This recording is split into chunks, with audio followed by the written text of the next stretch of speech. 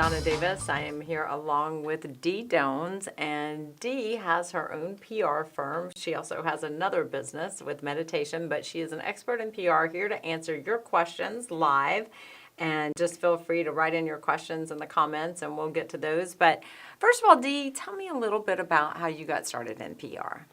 Well, I was the person always talking about other people and events before I got into PR as a young woman. And someone said, you know what, you have the gift of gab. People listen to you.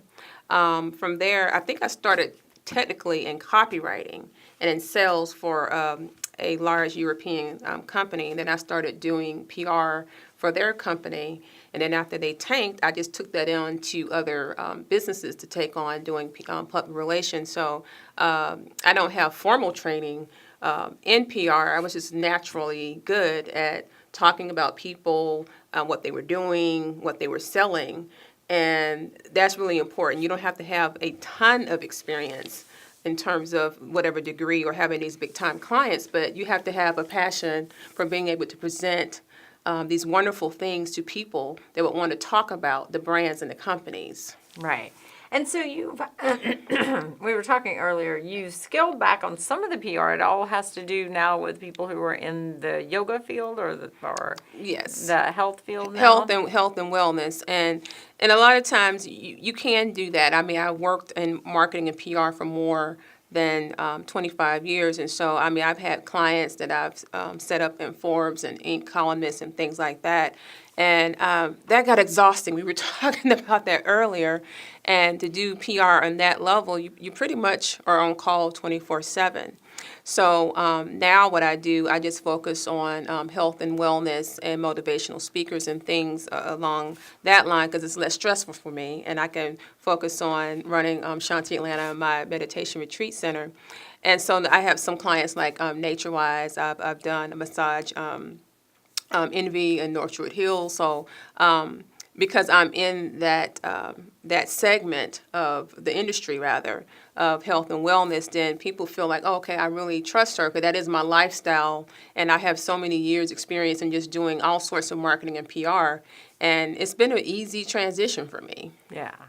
So let's talk about a little bit about how PR has changed over the years. Like I used to be in television news, and PR seemed to be these, back then I would get these huge press kits from people, and, that's kind of what, they were always pitching their story and that sort of thing. Tell me how things have changed now in this digital age. Now, even for celebrities or businesses, they may have their main public relations person that they have a retainer for 3 months or 6 months, but they also may have a digital publicist, which handles all of the social media, anything dealing with the campaigns, the Instagram, the Facebook, and, that's really what they do.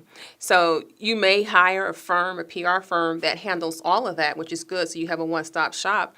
Or you may have someone come in. I've actually come into companies that I actually would train their in-house marketing team on how to do some digital strategies for their PR needs. So you didn't have digital back in the day, and press kits, like you said, you had this big press kit. I remember going, and you would go and get the packets put the cards in there and all of that. But now, when you email a reporter, you just have to do a proper headline with a very short pitch. You don't do all of that. And then when they say, yes, we want to use this, you just send your client's bio, a picture. You're not sending them this, 3 to 4 page press kit. You don't do that. And then even with pitching journalists, a lot of times because journalists are on Twitter, they're on Facebook, you can actually see when they post a story. Let's say someone's writing a story about something dealing with health or business, and it relates to something your client is doing. You can even respond to that post. Hey, I enjoyed this story. Would you be interested in something dealing with that? Maybe it could be a vertical or something that's related. This is what's happening here, and you're interacting in that way. So you don't have to necessarily call them or sit and have lunch with them. A lot of times if you knew these reporters or anything like that, you can reach out with them on social media, which is very different now. Social media is everything, and especially for publicists, I have a very large Twitter following and Facebook following, so a lot of times people will find me because of the following. And so a lot of times people say, well, how do you find the right digital specialists? Look at their Facebook, look at their Twitter. If they don't have a following, they're not engaged with their following, then you don't need to hire them. So that's how NatureWise found me. I think I was doing a series of YouTube videos talking about how I healed a rotator cuff injury. They were telling me I had to get surgery and stuff, and I healed it with some of their products and doing other natural things. And they said, wait a minute, this woman's doing these YouTube videos talking about this. They contacted me, and that's how we connected. And that happens a lot. And that is something I think people don't really see, is that those, even big brands, they see who's out there talking about their products and using their products, and, you know, reaching out to those people like you who already, you know, are engaged with their products and believe in their products. So I think people underestimate how much companies will do that, you know, go out and see that Dee is talking about our product. Oh, yes, for sure. And so that's another trend that's actually going on with PR. You have what you call social media influencers. And so you even have agencies that specialize in placing products with these social media influencers. But I even tell clients, you know, you don't even have to have someone that has 20,000 Instagram followers. Who is the person that's within the niche that's living the lifestyle? So like on my YouTube channel, that's probably I don't have a lot of subscribers on there, but I would post a lot on my other social media channels when people would look. And so they went and looked and said, oh, she has a blog, she's posting about all this stuff. And so that's why they connected with me. And so a lot of times I'll say, you know, if that person has 1,000 followers and they're posting these things that they're doing every day, you see them cooking, you know, this healthy food or whatever it is, or they're giving this business tip, or they're showing you how to do a business trade or some kind of business trend or something. That's the person that you need to go with. It's not about the amount of followers, it's about the engagement and if they're actually living that lifestyle. Yeah. And so sometimes, you know, sometimes you do want to have someone with a large following, but it depends on the industry and the product that you have. Yeah. So that's really important for PR. And what would you say, while we're on, you had mentioned, you know, doing the videos and that kind of thing. What would you say about how video plays into PR now? And I'll tell you that even back when I was a reporter and not that many people had videos on their website, it was so helpful when they did, because I could right away, I don't want to read all that. I didn't have time. And so if they could show me what it is they did, and then we could even maybe take some video off of it. But what would you say about using video in part of your PR strategy? Well, just like you said, reporters, journalists are very, very busy. I mean, you have people emailing, people calling. Most journalists don't like to get phone calls. So a lot of times they are scanning Facebook. They're scanning blogs and things like that. And so if you have a video on your YouTube channel, or you're posting a video on your Facebook page, or even doing a Facebook live stream, people are watching and looking. You know what I'm saying? I mean, that's how I got placed. They did an article that I was featured in Inc.com just because I did a Facebook live stream. Really? Tell me a little bit about that. How did that work? Well, yeah, so you're giving, I mean, even if you just do like a 10-minute informational thing about your product or your business service, and it's engaging, you know, do that. You can just do this twice a week or once a week. People are looking at that. And the way Facebook works is that the more people are sharing your video on other people's pages, the algorithm, it actually shows up more in the search and stuff, like when people are searching videos, when they're just browsing at work and like, oh, let me look to see what's going on. Reporters will see this and say, well, hey, this is cool and interesting. How do I, you know, let me contact this person about getting them an interview. Yeah. So Facebook Live, to me, is better than just live streaming on YouTube, because you have the reach is just much better and broad, and it's much more personal. So people can come on, they can comment, whether it be live or make comments after the end of the Facebook Live. So I love Facebook Live stream. Yeah, and I was surprised, you know, I was so happy that you contacted me when I mentioned Facebook Live to the group. And if you see me looking down, I'm just trying to gauge the comments and that kind of thing. But yeah, I'm a big believer in Facebook Live, and I think it's only going to grow. I always look at, like, it really is the first time Facebook advertised. You know, when they brought out Facebook Live. And as a news reporter in the 80s, live was brand new, and all the studies showed that people were more engaged and stay tuned. Think of O.J. Simpson and the Bronco chase when things were live. So I think Facebook, when they brought it out live, and we've been doing live streaming for years before Facebook Live went. Oh, yeah. Right? Well, so it was completely different, though. And I always say it changed the game because, like, we would do an award ceremony. And so now, in that award ceremony, it's Facebook Live, and people are all commenting, like, congratulations, Steve, you won that. And then they can share it out. And all that. Yes. So it's just taken what was already there for a long time that you could do, but the platform is perfect for getting it out. Oh, my goodness, yes. And so, when you're talking about your overall PR strategy, you are going to discuss these things with a seasoned PR professional, unless you hire a consultant to come in and teach these things. But, you need to have, okay, what traditional PR are you going to get, whether it's going to be in a national publication, whether it's going to be like in a glamour magazine or whatever, if it's going to be radio interviews. And to me, I like to layer. Let's get those interviews out the way, and then let's see what we're going to do on Facebook, on Instagram. If the person's a writer, or I assist people with fine-tuning some articles, let's get you to be a contributor for a magazine or something like that, or even become a regular columnist. And so there are just many different layers that you have to put out there for your, your marketing or your PR. And we talked about earlier that PR does not equal to sales. So social media can be that component that can boost your sales, but public relations is not marketing. That's not sales, okay? It works and is congruent with all of these things. But you were telling me earlier about some clients are like, wait a minute, I didn't get any sales. That's not what PR is. Public relations, it works hand in hand with marketing, but it is not sales. It's not marketing. It's part of marketing, but definitely not sales. And that, and that is part of, like, as we talked about, one of the things that we'll get from this, and how do you leverage some of the things that you do. So we'll make videos from this, and then you'll be able to use them, throughout your social media. So I think that's another thing that you gain. But back to managing client expectations, yeah.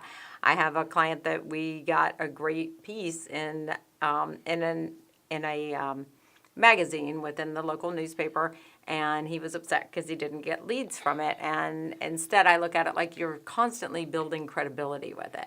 Yes. You're taking that article and then putting the link on the website, and then having it framed in the office so that everybody sees it. And I think that if your expectations are that, oh, I'm going to be in Inc. magazine and my phone's going to ring off the hook, it's not the, yeah. Well, there's so many different opportunities. And like for me, I've been on TV, I've written articles, I'm a writer, and I've done these different things. So whenever I'm out there, somebody may say, hey, can I hire you to do public speaking? Can I hire you as a consultant? So it's not just the end game of making a sell for your business services or your product. And so I like to explain to customers or clients that, what are you trying to do? You want to have layers of streams of income. So if someone's seeing you in a local paper, maybe they want to hire you for a local speakers event, or maybe you can collaborate with another person to combine your services and offer some special product sale or something. Yeah. Many different things can happen from that venue of being in a magazine or newspaper. And so I tell people, I said, this is what you do. This is sort of like your business card that people can see, gives you credibility. Maybe someone will offer you, hey, can you be a co-author in a book? Just because they've seen this 6-page spread in a newspaper or magazine. Right. So that's that. And then from there, then you develop with your sales team. And that's where, all the media that you're doing, it just works hand in hand, and it flows seamlessly if it's done properly.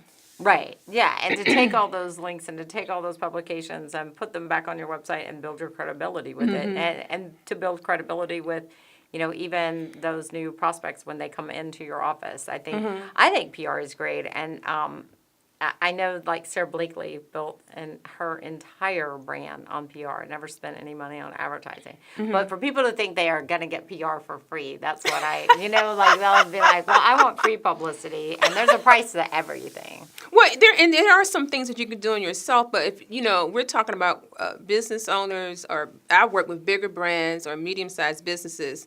You do have to set a budget. And usually when you hire a public relations firm, you're talking about $3,000 to $5,000 per month, depending on what you're doing. I mean, I've worked with some celebrities and some businesses. It depends on what's entailed. So, for anyone that's thinking about hiring a publicist to do something big scale, so if you need a press kit, if you need training on how to be on camera, you're gonna have to pay for that. Because if you just say, "Hey, I want to be on TV," and then I look at you and you can't speak well, the clothes are not quite right, then I'm going to have to come in there and work with that. Maybe some people need coaching for speaking, okay? So before you can even get on the TV, we got to spend time to develop that. And then the same thing also, too, with social media and everything. You need to, invest in what is your content. Okay, well, how are you going to get people engaged? Who's going to be answering all of these social media engagement questions and stuff, like on your Facebook Live, or when you post about this new product, or you do this contest on Twitter? You got to have a team of people to answer all these things and be able to do customer service and support for that. All that has to be planned. And that costs money. And so either, like I said before, you can hire a consultant to train your team to do this, or, you can hire some people to do it for you directly. That costs money. So you can do it-yourself stuff, but if you really want to expand your brand, you're going to have to pay, even if it's someone part-time, to do that for you. I mean, you invest in yourself, it actually shows in your business, honestly. Absolutely. And what would your advice be to people who are in this world right now in PR about how you see things changing maybe over the next 5 years? And that's hard to say because it's changing all the time. But how do you look at things right now and say, gosh, it's changed a lot in the last 5 years. And what do you think in the next 5 years as you look at it? Things to learn and things to look at. Well, I think for sure with PR, the trend of doing everything on social media, it's gonna be probably less advertising in the newspapers and magazines. And as we all know, a lot of these publications are closing because people are on the social media. And social media, I mean, it's so powerful. Just recently, everybody's, what was trending 2 days ago was the Fiji water girl. And that was amazing because every time she posed with some stars, she's there with the water. And so the next day, Fiji, they had, a Fiji girl account, and they were answering questions. And so now, Really? Yes. And then I looked and saw which agent. I think she was a Wilhelmina agency or something like that. But they got, I believe someone said they got about $1.2 million of just free publicity just from her, all these memes with her posing with the water, with the Fiji water. And what did you think about it? I thought it was kind of obnoxious and self-serving. What did you think? You think the brand was happy about it? They seemed like they were happy. Really? They were interviewed Yeah. about it, and the thing is that everybody was able to see that Fiji water on her table there, her carrying thing there. And that's the thing, people were talking. People are talking. Do you think that next year they'll have some rules about that sort of thing? Because I don't know. I found it just so obnoxious. Well, and if you have, think about it. You have 5 people back there all trying to scramble to get their brand out in front, and themselves. Well, you have to be off the really fly now. obnoxious. You have to be off the fly and think outside the box. And that's really, I mean, a lot of times now when you're looking at videos and we're talking about trends, and everything doesn't have to be so perfectly orchestrated with this perfect video. A lot of I'm telling you, some of the best viewed Facebook live streams was when I couldn't get the Facebook to work properly. Something was wrong. I dropped something. I fumbled with the word, but people. And that's why people want to see it live. You see what I'm saying? Why. Yeah, because they like the idea that it's not planned and something could go wrong. So yeah, I do think it's going to be more digital. I mean, because more, especially of consumers, are not really consuming things with traditional newspapers and magazines. So I think traditional newspapers and magazines already have this spot, and I said it 10 years ago. You have these clients transition them. You have this following, just like we were talking about certain people have it. get those same people. Don't be mad about it, but build out build out your social media. Well, what they're doing now is that they have subscribers, and then of course they have people that are advertising even within those digital means. And then also too, I believe that these newspapers and magazines, you're going to have to create other products besides a subscriber base. You're going to have to, whether it be something where it is a specific product specific to that newspaper. They're going to have to come up with something just besides delivering the news, or or the entertainment news, or whatever it is. They're going to have to create products really to survive. That's an interesting way to look at it. I never even thought about that, but that is some great insight. And I do think, you definitely see it trending away from traditional, and adding a newspaper to a magazine. And when I look at my clients, I think, why not invest more in your social media because it's sort of cumulative, right? If you had every past client who ever worked with you all on your Facebook page, you're constantly getting in front of them, right? And you don't want to just go Facebook. You want to, have people come back over to your blog and that sort of thing. But certainly more so than that magazine. Once you stop advertising that magazine, you're just cut off. And somebody else really controls that. Yes. But you're kind of investing in your own brand if you keep building out that page bigger. Well, I think. yes, I think, and it especially depends on what the product or the brand is. I mean, obviously, if you're dealing with a celebrity versus a company that has a product, I mean, you may have to do something social media wise to get your e-commerce going on your site if you're selling a lot of products or things like that. So it really has to be something customized, and you need to research. So I don't really have a one size fits all for everybody. And there never should be. It never should be. It has to be Right. customized to exactly what you're doing and whatnot. But everybody, listen to me, everybody should have a really strong social media platform. So, and I say, don't even be on all the social media channels. Find the two that you're the best at. So for me, it's Twitter and Facebook. As a matter of fact, I have 2 Twitter accounts. One is like my PR one, one's for my health and wellness, and they both have large followings. And somebody was like, well, I don't have time for that. I was like, well, do you want to leverage yourself or not? So, and I have a pretty good following on Facebook too, but so for me, I was like, I can't do YouTube to that same level. I knew that I was just better at Twitter and Facebook. So I say choose the 2 and you do that. And then if you want to build the other ones, then you hire some people to help you with that. But you need to have at least 2 that are really your strong suit. And then you can connect it with your blog or whatever you're doing and do it that way to build your business. I absolutely agree with you. And when I see people who, like their main focus of business are people over 40, even over 50, and they're wanting to learn all about Instagram, I think, why? At least right now, like build it up on Facebook and maybe at some point you reach out on Instagram. But I really do think like those people are not your customers.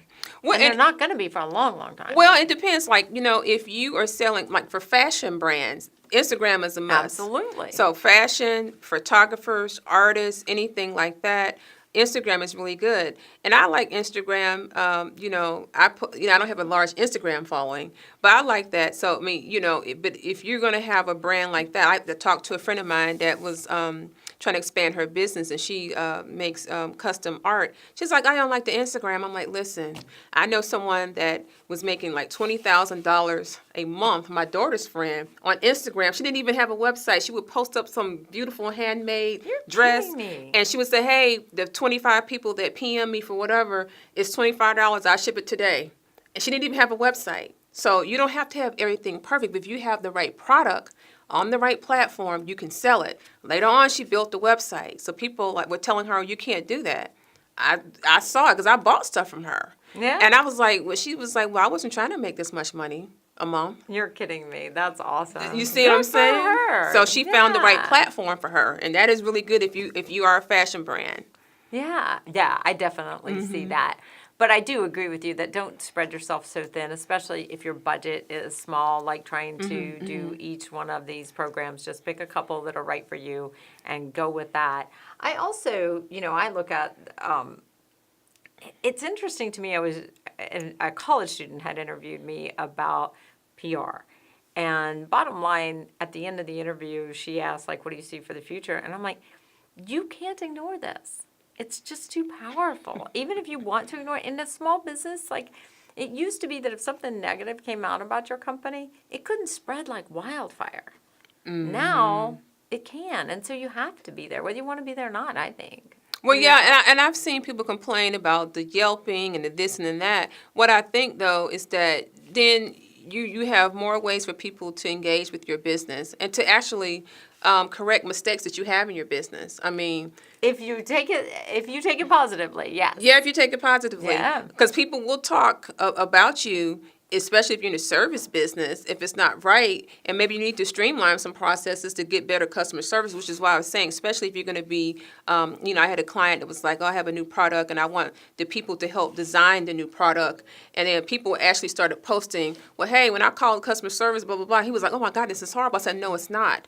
You get somebody in there to address that stuff, because then this helps you retain Grow. customers, Yeah. and you can grow. Right. And they were like, "Oh, really?" I'm like, "Yeah, you want to hear from the people. You Yeah. want to hear from people." So, I think that it's really good to all these different ways to connect with people on social media. Yeah. And that's a great way to put it, Dee. I do think that, everybody's reasonable that you want to work with, and there's always the negative review. But if you respond to it, and if you take it as, I wasn't aware this was happening in my business, thank you for pointing this out, I'm going to address it, then I really do think that's a great, I really hadn't thought about that, but that's a great way to, learn and grow, because I always say with my clients, after I do a video, I'll sit down with them and make them agree to do this. Like, what could we have done better? Because I say, if I don't know, I can't grow. That's So right. maybe they walked away from the process and I thought everything was good, but maybe it wasn't. So I'm not seeing it from their side. So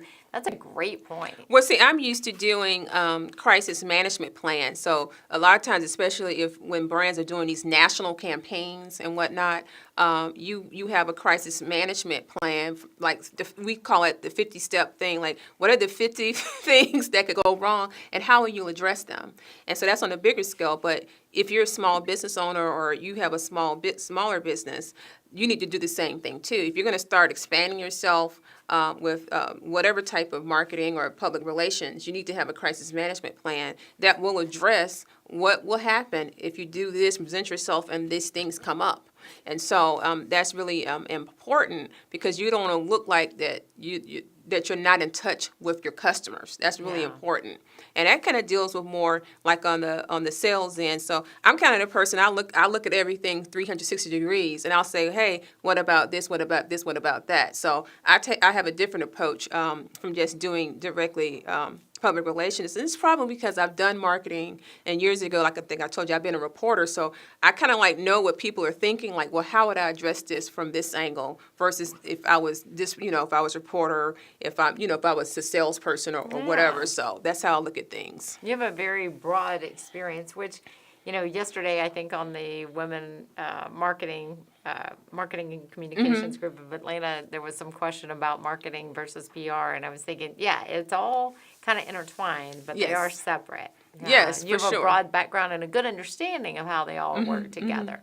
Oh yeah, you have to, because there's overlapping. And a lot of times, if you're doing a marketing project for a client, you may see a need for them to do some public relations. And so whether you know how to do that or not, you can at least kind of guide them towards that way.